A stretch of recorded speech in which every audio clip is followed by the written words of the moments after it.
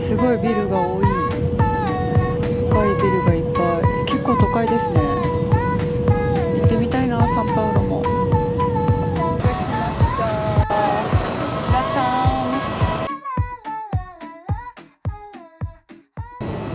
時59分、もう完全に渓谷通り。この後私はですね、乗り継ぎがありますので、リオデジャネイロに向けてまた乗り継ぎです。でね、ちゃんとね、ここにね書いてあった。見えるかな、ゲート締め切りって書いてあるんだけど、ゲート締め切り時間がこの出発時間もう30分前でした。危なかったね、今更ですけど。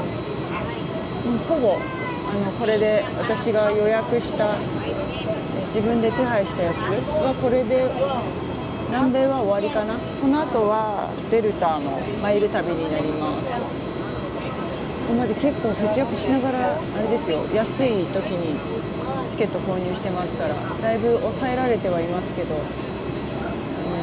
飛行機代が結構高いですね、周遊するのに。さてですね、今到着してるのがターミナル2になるみたいです。で、私はですねターミナル1に移動しなきゃいけないので、無料シャトルを使います。 OK、 いや案内してくれてる。よかった、聞いて。危ない危ない。すぐ迷子になっちゃう。バスに乗るんじゃなくてこの上だって。どういうこと？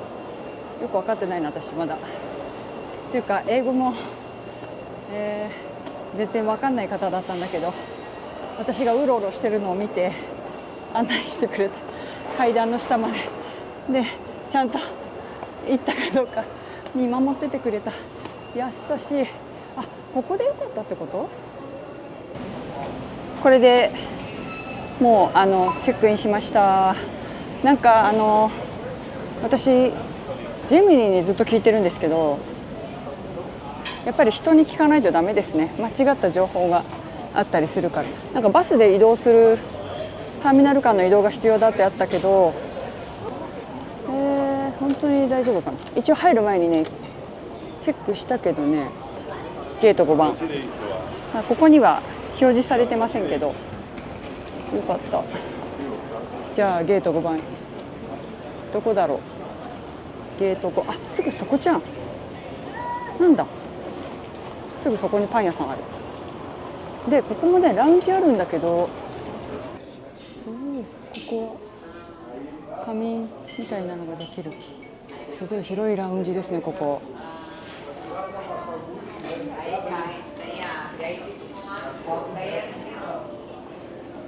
あんまり時間ないのでサクッといきます。サクッと。バナナある。すごい豪華じゃない？時間が短時間なので。ブラジルご飯美味しそうね。さっき食べたばっかりなんだけど、せっかくなのでスープとビールをもらってきた。それさっき2本飲んだから、カクテル作ってもらいたい。結局開けちゃいました。今日これ3貫目か。でもね、すごい少ないよ。269しかない。全部飲まないし。でも考えてみたら今日モヒートも飲んでて、あれ結構強かったんだよね。お酒飲んだこと忘れてた。すぐアルコールは消化されます、私の体。ありがたいことに。お腹の調子悪いのにね、相変わらず甘やかしてます、自分の体。でももう明日薬局行こうと思ってます。もしねそのまま変わんなかったら。これ美味しいですよ。スパーテ結構軽いライトな感じですね。飲みやすい。あとお食事もですね、かなり日本人に合ってると思う。とても美味しい。8時8分ですで、さっき搭乗口私8じゃない4って言ってたと思うんだけど、そっからね5に変わったので、さっきトイレに行く前に確認したら、で直前にさ変わるのよ、21とか。21ってさ結構遠いよ、こっから。こういうことあるので本当に気をつけないと。多分私は知らないけどラウンジにいたから大移動したと思うよ。5番ゲートにいた人で、こういう掲示板まめに見てないともうアウトだからね。特に案内も入らないから、もう一回確認しようちゃんと。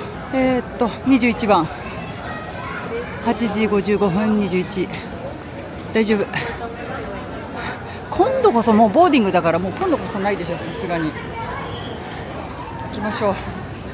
搭乗締め切り時間ありますからね。25分なので、あと10分ぐらいしたら搭乗締め切りになっちゃう。よかった、大丈夫でした。ていうかさ、この時間でさ、あんまり人がもういないんだけど、私の後ろがいないんだけど、多分さ走ってくる人いると思うわ。これバスに乗る。しかも皆さんお気をつけください。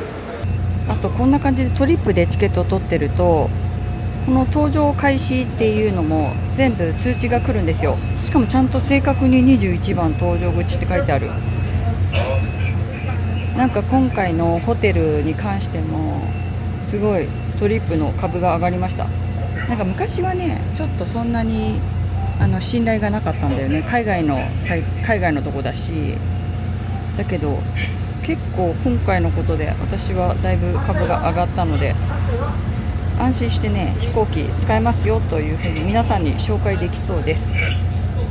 このゴルフ航空はね LCC なんですよ。私も迷ったんですけど、今回燃料供給してますよ。あそこでかっこいいね、こう見ると。後ろから乗ってもいいんだけどな。後ろ空いてないのか。今回の機体は A319 だって。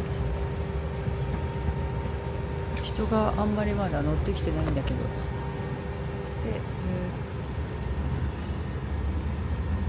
足元はですね、比較的広めですね。ラタム航空はキャリアです。ポケットが2つとテーブルがついてます。でね、結構ガラガラなんだけど、隣にいた人も席移動してった。なんか席移動してって言われて前の方に来ました。相変わらずガラガラですけどね。タイプ C と USB のコンセントがある。乗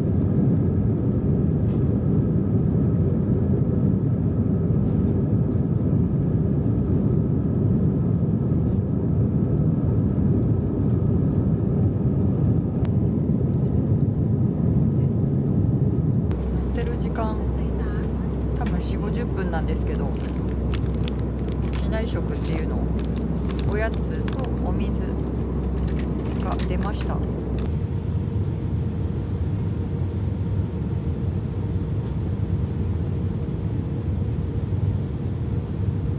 10時10分、15分遅れでした。出発したのもね、10分ぐらい遅れてたと思う。もうついに来ちゃって、私アエロプルトサントスドミンゴ。ここはリオデジャネイロの市内に一番近い空港です。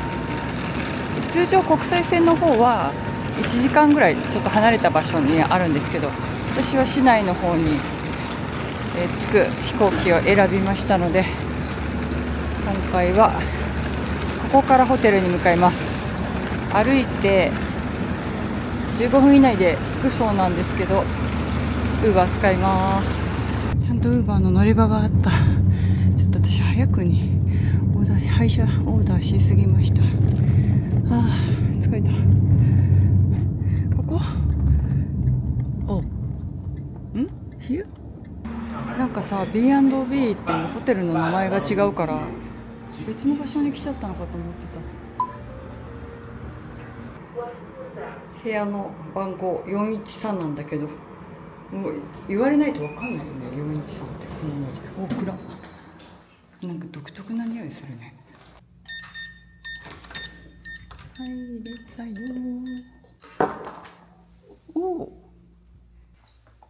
よかった、無事着いて。今のお時間ですが10時35分です。これさ、飛行機降りたの何時だったっけ。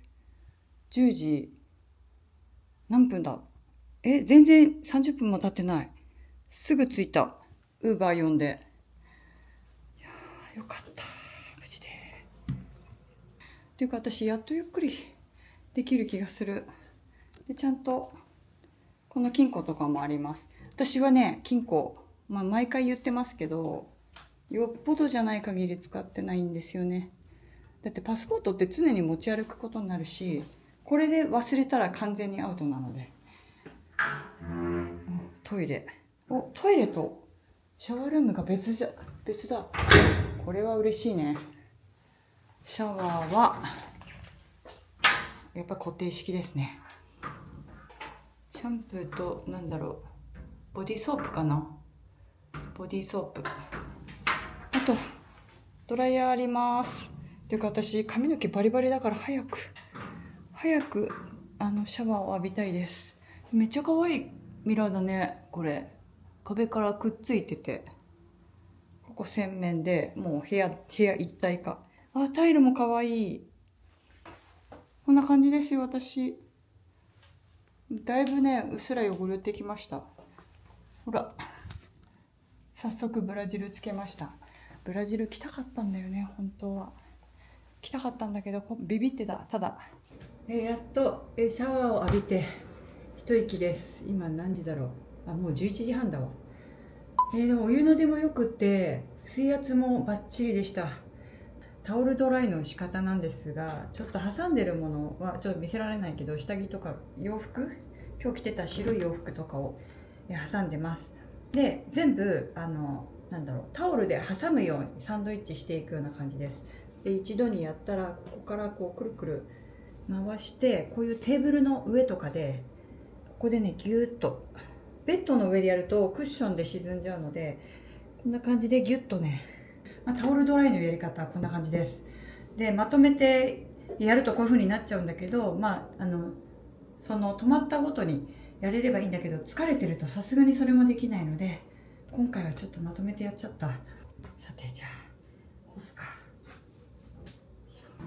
やっぱりその後ドライヤーを使いました。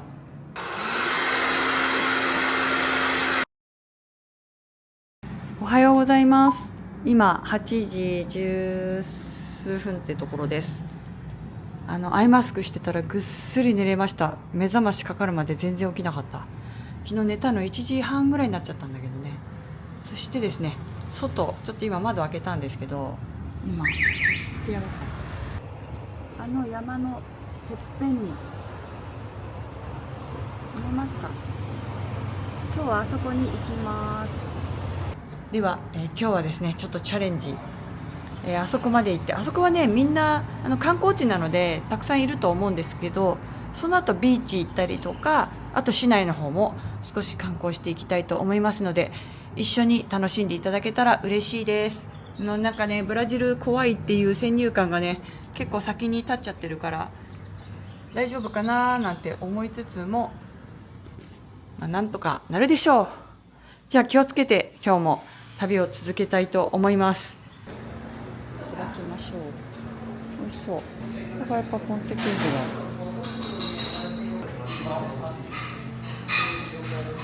ウーバー呼びました。はい。Here? Yes, Yuki. Here? Okay? 運転手さんがすごい親切な方でよかった。本当の行き先と違うところに行ってます。チケット買わないでよかった。電車乗り場の方に連れてってくれる。リオデジャネイロの観光どうなんでしょうか。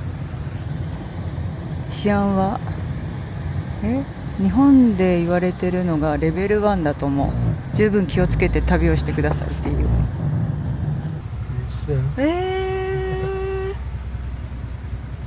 サッカーの場所だってそう。ブラジルフットボール。この電車がですね2時間待つんだって。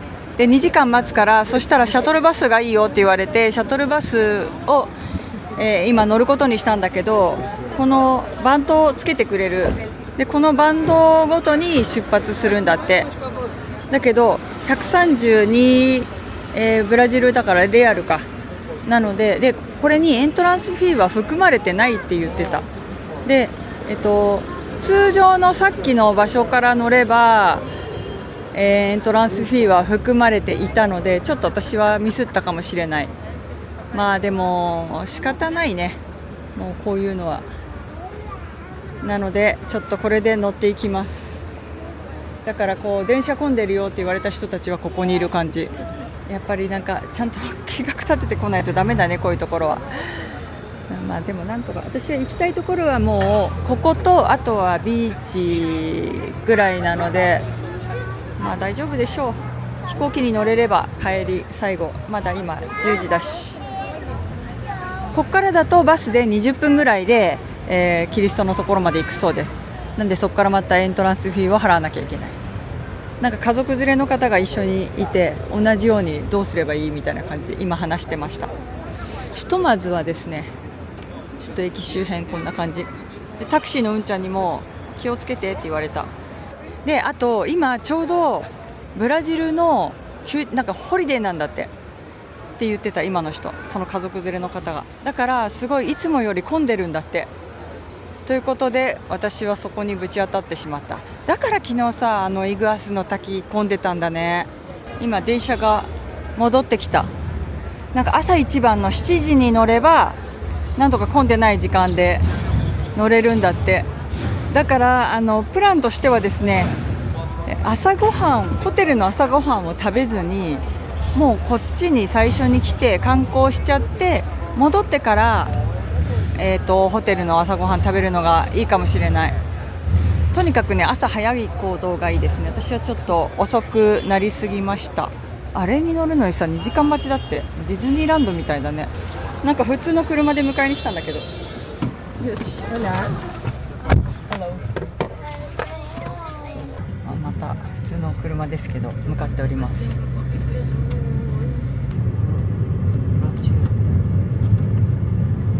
ご家族連れが一緒でよかった。ほっとします。ベルギー出身の方でした。すごい助かる。英語も話してくれるから。どうやらもう上に来たけど、入場チケットが含まれてないのでここで買うんだって。でも必ず窓口で買ってって。この人についていこう。どこだろう。あっちかな。あ、チケット書いてある。ここでチケットを買うんだ。これちょっとイレギュラーな感じ。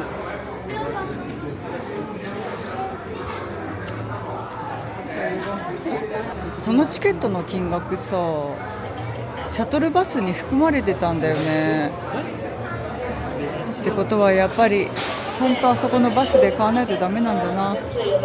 私みたいに失敗するとさっきのところで4334円発生します。ウーバーで本当は多分あそこまで来れたのよ。チケット、あと大人87レアル買いました。無事で、この後またシャトルバスに乗るんだって。ここはやっぱり観光客でいっぱいですね。観光地はもう朝早くないとダメだね。ちなみに今の時間が、10時50分です。でここでシャトルバスを待つんだ。来てみないと分かんないね、こういうとこって。本当にめちゃくちゃ速いスピードで英語を話すからゆっくり喋ってって言って、多分入り口で買ったそのチケット、エントランスチケットがないと帰りのバスに乗れないからなくさないでっていう風に言ってたと思います。多分ね。Oh, okay. Thank you. You can take the elevator, Yes. or you can take the stairs. Oh, okay. So, My kids are already there, so I'm going to. It's a lot if you want. 子供の面倒見なきゃいけないのに私ね。Thank you so much. I saw you leave. And I was like, わー、すごい。it's adventure. Adventure. Yes. Have you been here? Yes, a long time ago. A long time. わー、すごい。お If you need a picture, you ask. あ I'll take a picture. Thank you. Thank you so much. わー、すごいよ。バスに乗ってきたよ。でチケットは入るときにまた使うので絶対なくさないように、入るとき帰るとき全部使います。ちっちゃい島々があるんだね。 Then you have the Ipanema Beach. パレマ And that's Copacabana. あー、コパコマ See. And this is Lagoa. ラグー Lagoa. The Copacabana. あ It's that ー、 one. そう After here I gonna go すごいね、人が。しかも暑いよ、山のてっぺんだもん、ここ。さて、お、さて、行きますね、皆さん。じゃじゃじゃじゃじゃじゃじゃじゃじゃーん。来たー。すごいね、これ。なんかね、ポルトガルに行った時、飛行機の上からもこういう人見えたんですよ。もしかしたら同じなのかなってちょっと思ったんだけど、こんな感じですよ。すごいの、人が。いい人だった。今お別れしちゃったんだけど、お子さん小さいので、こっから見るともっと圧巻。人はすごいけど十分満足しました。すごい。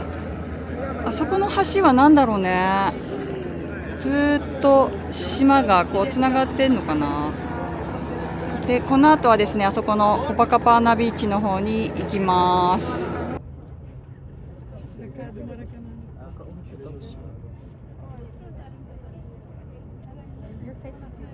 今ですね、11時半になります。11時25分ということで、ちょっと写真撮ったらもう降りていきます。滞在時間ね、30分くらいかな。まあ十分かな、30分あれば。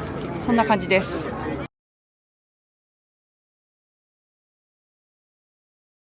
多分リオデジャネイロで一番高い場所じゃないですか、ここ。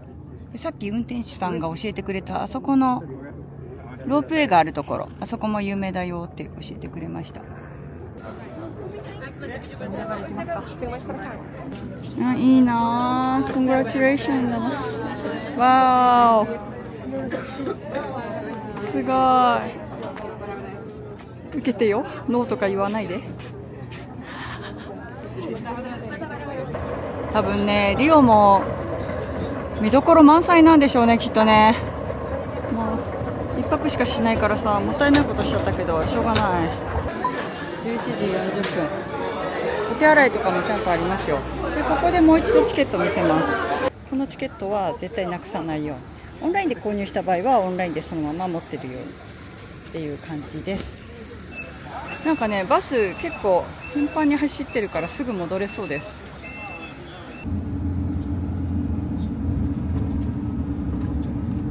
バンドつけてる人結構いっぱいいるんだよね。どういうことなんだろう。別に私は間違ってなかったのかな。よくわかんないね、未だに。結構混んでますね。やっぱりお昼ぐらいになると並ぶんだ。ほら、ガラガラだったのに。早い時間がいいですね。やっぱりね、電波がちょっと弱いですね。今だから機内モードにしちゃってるんだけど、今どうだろう。結構いますね、乗る人。さっき普通の車だったけど、今回どうなんだろうか。変なところでもなかった。よかった。係の人もすぐ教えてくれるし、ほっとしました。シャトルバスに乗る中華電でウーバー呼びました。すぐ捕まった。ありがたい。この後はビーチに向かいます。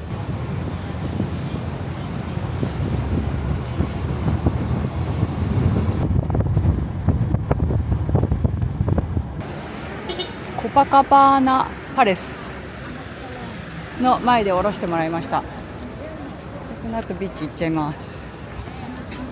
ちょっとね、今日時間があまりないのでね、サクサク回りましょう。でここは地元の人が行くビーチでもあるし、観光地にもなってるから、安全では安全な場所ではあるんですけど、一応カメラとか気をつけてって言われてるんで、気をつけていきたいと思います。なんか昨日のモヒートがめっちゃ美味しかったからさ、ここで飲みたいけど、ブラジルはね、キンキンなビールが有名なんだそうで、キンキンなビールを飲みたい気もする。美味しそう。ひとまずビーチ行きましょう。今の時間が12時35分ですね。結構効率よく回れてるんじゃないでしょうか。こっちはまだ有料とかじゃないからお土産の袋もらえるんで、それを用意して裸足で歩いてます。気持ちいいよ。なんか暑いかなと思ったけど全然そんなことない。いやー来たねブラジル。ど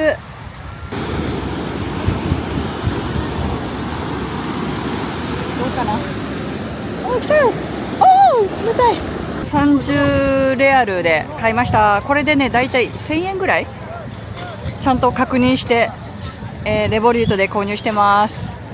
よっとすごいなみなみめっちゃ美味しい。でもこれ何なんだろうわかんないけど、飲みたい人はこの写真で頼んでみてくださいじゃあちょっとブラジルのビーチを最後までちょっと満喫しようと思います。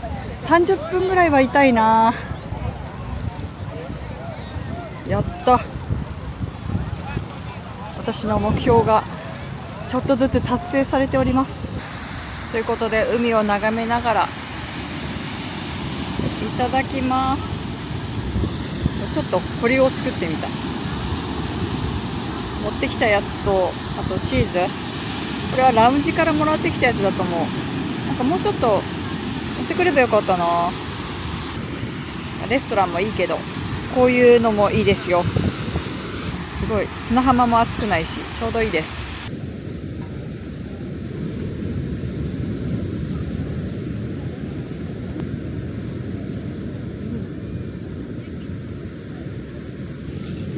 すごいライムの量。ほらめっちゃ美味しい。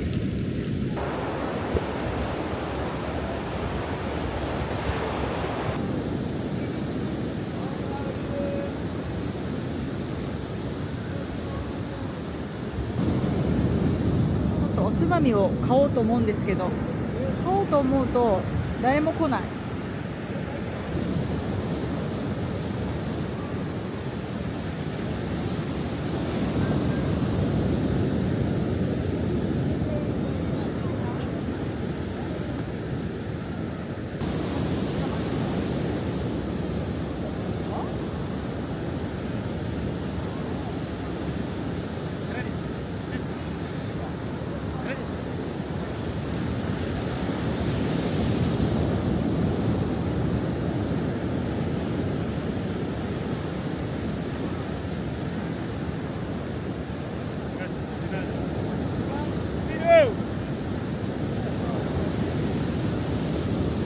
買いました。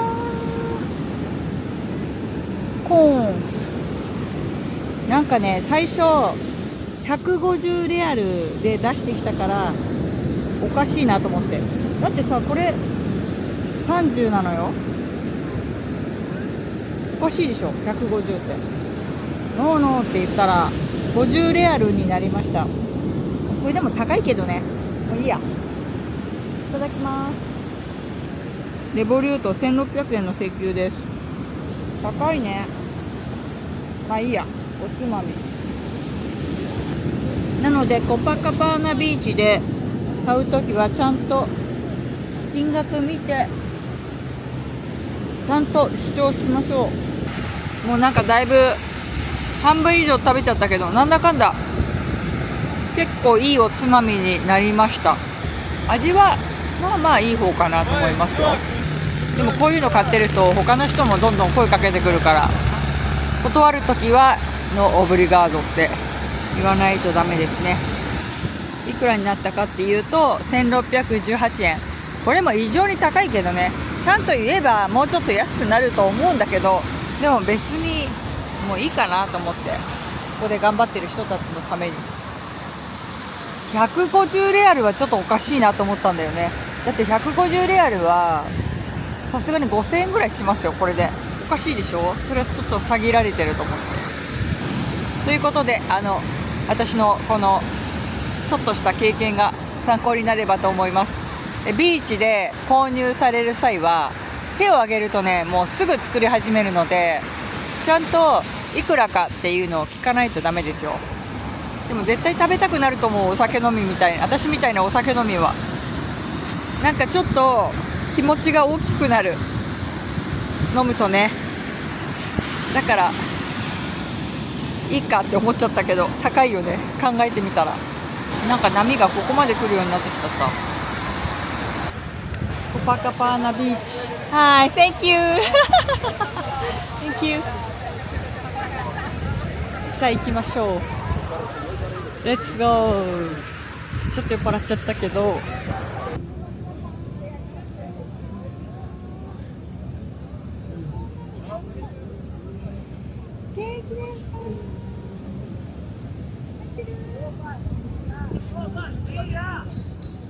タオルめっちゃ優秀なんだけど、圧縮タオルほらこんなに広がるでしょ。今戻ってきて靴に戻ったんですけど、足拭いたのでこれで捨てて帰れます。これめっちゃいいわ、めっちゃおすすめ。なんか広げちゃうと持って歩くのにちょっと面倒だけど、広げる前だったら状態で使えるので、そのまま持ってくれば海の中で膨らましてこういう風にもできますのでおすすめです。ぜひ使ってみてください。日本のダイソー本当優秀だと思うわ。サッカー王国のブラジルならではなサッカーのユニフォームがいっぱいある。レオナルドとかね、いっぱいあるよ。いくらするんだろう。Excuse me, quanto custa? 20, 25 e 30 futebol. 20 reais. 25 reais. いくらだろう。5 Aqui, ó, tem um 5 coração.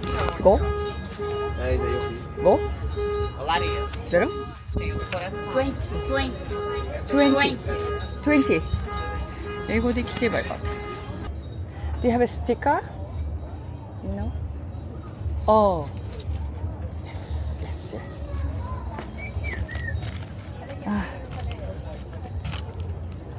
yes. これがいいな。です。25、ブラジルレアルで1000円ぐらい。ちょっと嬉しい、めっちゃ。何買ったと思います？酔っ払ってるからちょっと付き合ってください。ここで見せよう。まずこれを買いました。これね、サンタルチア島に行った時もこれ買ったんだよね、ベネチアで。もう一つは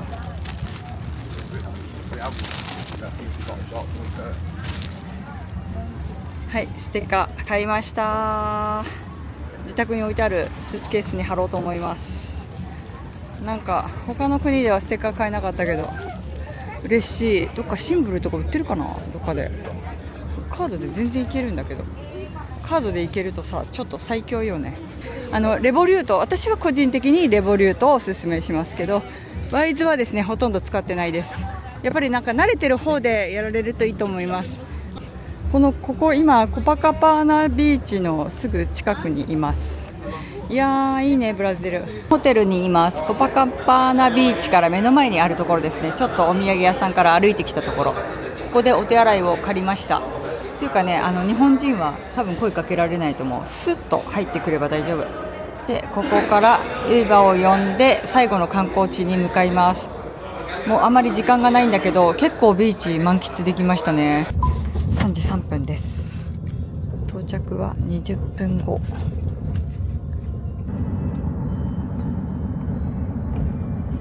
次の場所はですね、ちょっと人気の観光地というところで行ってみようと思います。もうお土産屋さん街ですね。っていうか私多分これで最後の南米の地になると思います。この後カリブ海の方に行きますので、いやなんか本当感慨深いですね。自分で計画立ててたルートがこれで完結するっていうのは。飛行機もなんとかね全部無事に飛べそうですし、ちょっと最後ブラジル楽しもうと思います。やっぱ来てよかったわ、ブラジル。お土産買うとさ荷物増えるけどやっぱちょっと欲しくなるんだよね。何なんだろうね、このブラジルの魅力。で今の時間なんですけど、ちょうど3時20分ぐらいかなです。すごい賑やか。ほら、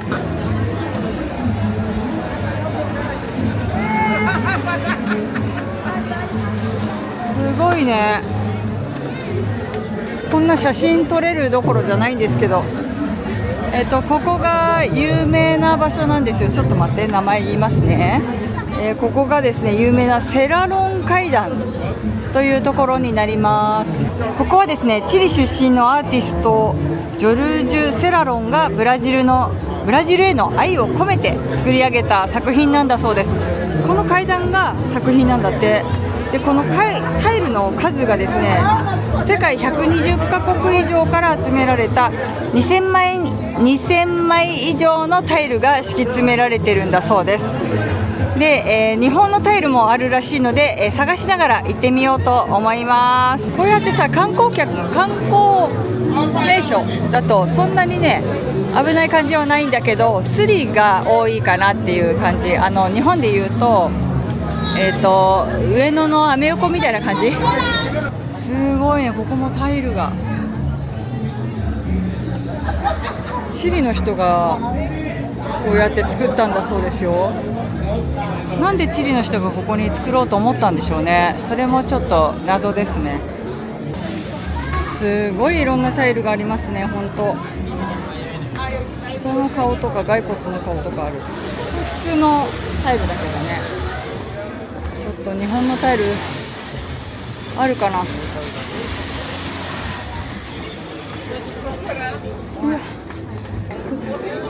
まさかさ、こんな登ると思わなかった。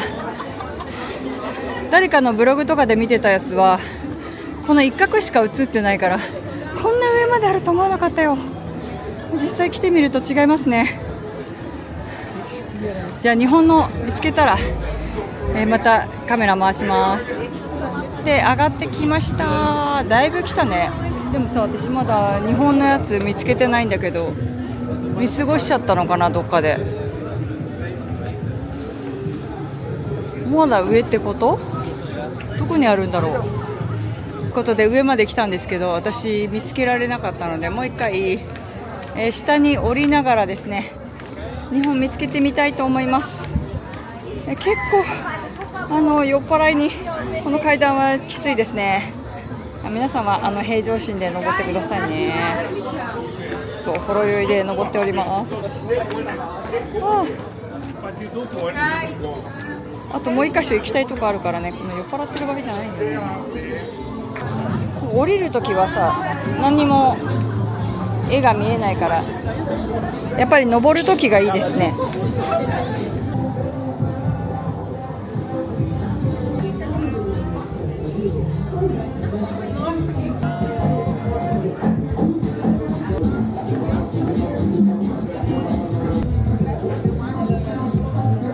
リボンがいっぱい。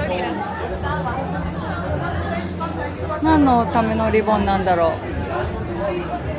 う。日本の服って書いてある。ほらあるじゃん。でもさ、なんでこれさ逆さまなんだろうこれ。で、やっと見つけた日本。でもさ、これ中国っていう可能性もあるよね。中国語も漢字一緒だからね。ちょっと日本の富士山があるっぽいので探してみようと思います。もうとっくに4時過ぎちゃったんだけど、もうちょっとだけ楽しみます。なんかやっぱり来ると楽しいね。考えてる時は怖かったけど、これポルトガルじゃない。ほらリスボン。どこ日本。なんかさ、私さっき30レアルで飲んでたカクテルあったけど、こっちに来るとね10レアルで売ってますね。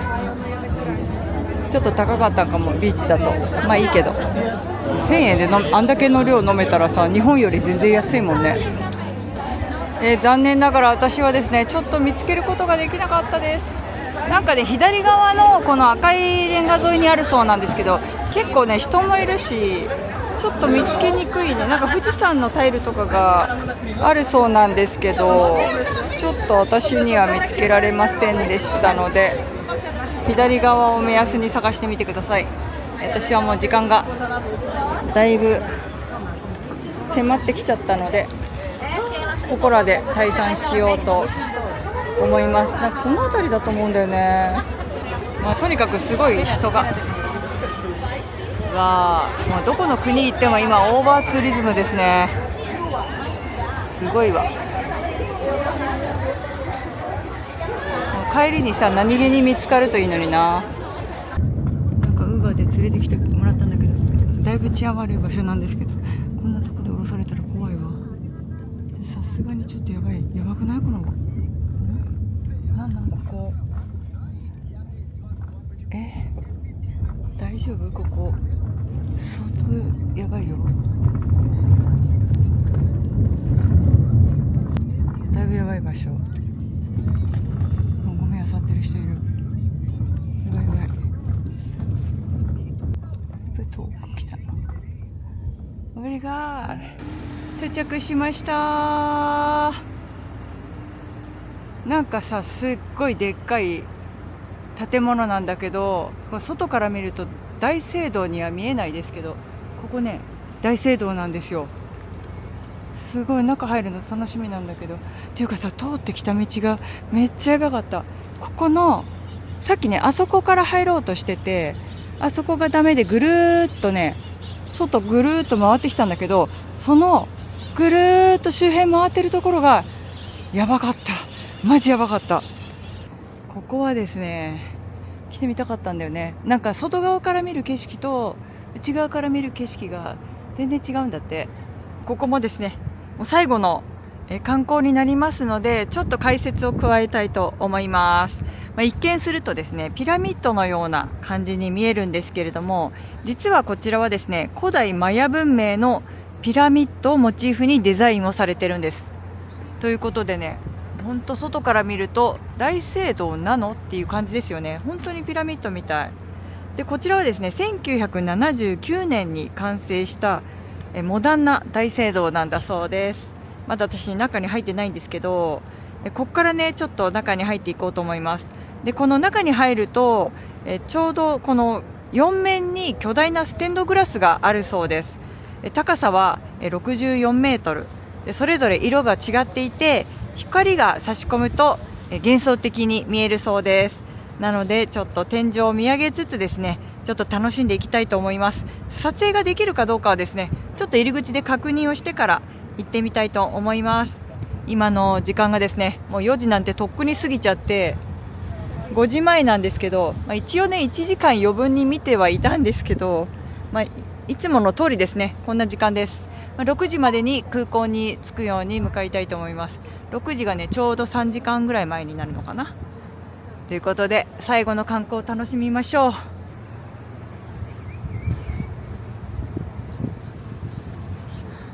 うわー、ちょっとこれはすごい。なんか夕方はまた光の差し込み方が違うと思うんですよね。なんか南米ツアーのフィナーレにふさわしいんじゃないでしょうか。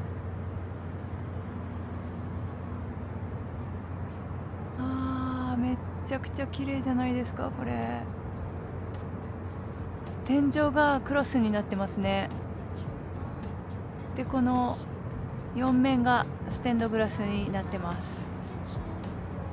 美しい。ちょっとステンドグラスの近くまで行ってみましょうか。でもこういうのって近くで見てもね、遠くで見る方が綺麗だったりしますよね。なんかこうよく見ると、なんか天女な人みたいにこう描かれてません？こうなんか日本の天女みたい。違うのかな？そんなわけはないか。何が描かれてるんだろう。こう蛇みたいな、こんなうにゃうにゃってなってるけど、人の顔にも見える。こっちはちょうど今夕日が差し込んで綺麗ですね。赤く染まってます。で、こっちは青ですね。なんかやっぱり人が描かれてるね。なんか宇宙人みたいに見えるけど、あれ足靴みたいな。でも1979年ってことはそんなになんか昔古いわけじゃないですね。私より若いですよ、この大聖堂。いやー、最後ブラジル来れてよかった。本当に楽しかった。私のハンドメイドのフォロワーさん、ブラジルとかアルゼンチンの方多いんですよ。本当にコメントとかいただいたりとかしてて、だからね、いつかその本物のブラジルを見に行きたかった。だから今回選んだっていうのもありますが、感動しました。ちょっとねビビリなところもありましたけど、なんか楽しいどこだけ皆さんにお披露目できたかなって思ってます。ということで皆さん、今回のブラジルの旅はいかがだったでしょうか。少しでもね、なんかあなたが行けるなら私も行けるかもっていうね、ちょっとそういう勇気を与えられるような Vlog になってたらいいなって思います。で、リオデジャネイロはほとんど Uber を使ってます。今回のここまでに来る移動に関しても Uber にしました。で、電波はですね、すべてオラフライのeSIM を使ってるんですけれども、確かにこの山間部とか山の中に行ったりとかすると電波の受信は悪いんですけど、それはねどの SIM も同じかなと思います。でも普通に旅してる中では特に不自由することはなかったです。なのでオラフライもですね、引き続きまたこの後の旅でも活用しつつですね、皆さんにまた改めて紹介しようと思いますので、よかったらその、紹介動画が上がったらご覧いただけたらと思います。では、今回はですねこれで終わりにしようと思います。空港まで行くかなどうかな。一応は終わりのご挨拶と、もしかしてバタバタしてて何も言えないかもしれないからね。はい、ということで最後までご視聴いただきましてありがとうございました。次はですねカリブ海に行きますよ。